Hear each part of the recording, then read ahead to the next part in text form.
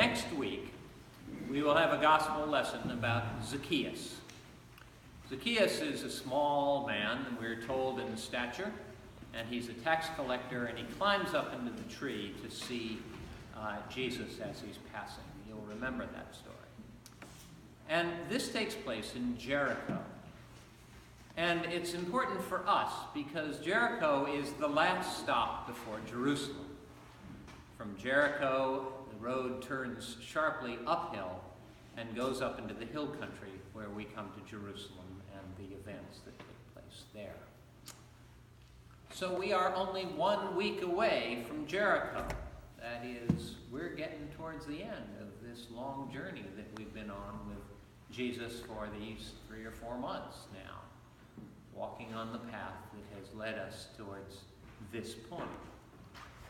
And because we're getting so close to the end, things have begun to get a little heightened. And last week we talked a little bit about how the conversation for Jesus changed just before last week's lesson. He had been telling the disciples that we were going to Jerusalem and that he would be arrested and put to death and then on the third day rise again.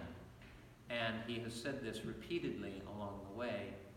But suddenly he begins to talk about the resurrection not as the end of the story, but as another chapter of the story.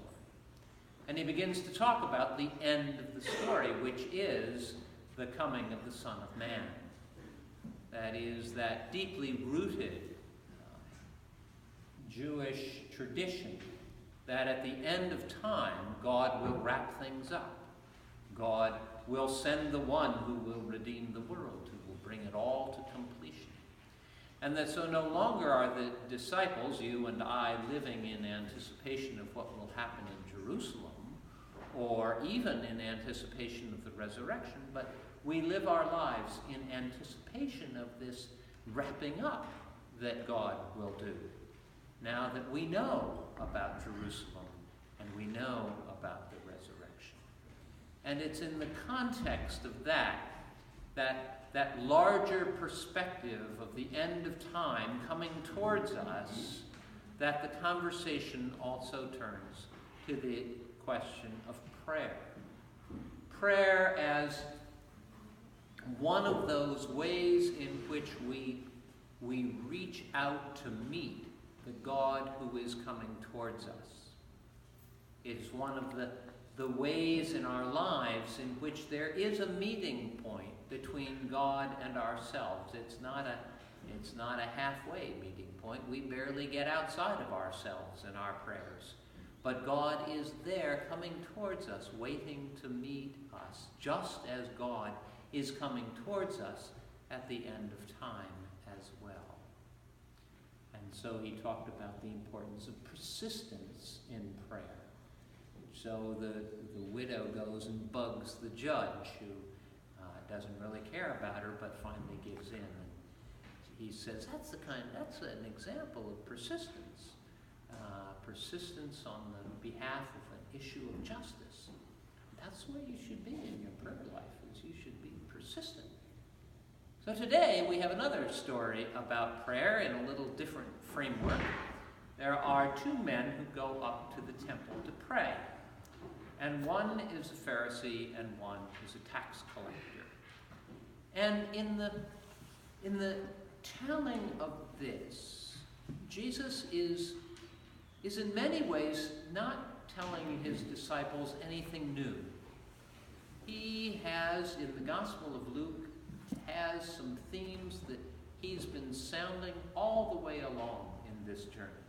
From the very beginning, when Mary burst forth in her song, "My soul proclaims the greatness of the glory of God," because he has exalted the humble and lowly, because he has filled the hungry with good things, and the rich he has sent empty away. This is the theme that Jesus has sounded over and over again. When the disciples have suddenly agreed that Peter's right, that this is the Messiah, they turn to a discussion of who's going to be the greatest among them. And he says, the one who's the greatest among you is the least. And then he talks about a child. You must be like a child to become one of mine. So he is forever talking about if you lose your life, you will gain it. He is forever turning upside down our expectations about how God's kingdom works.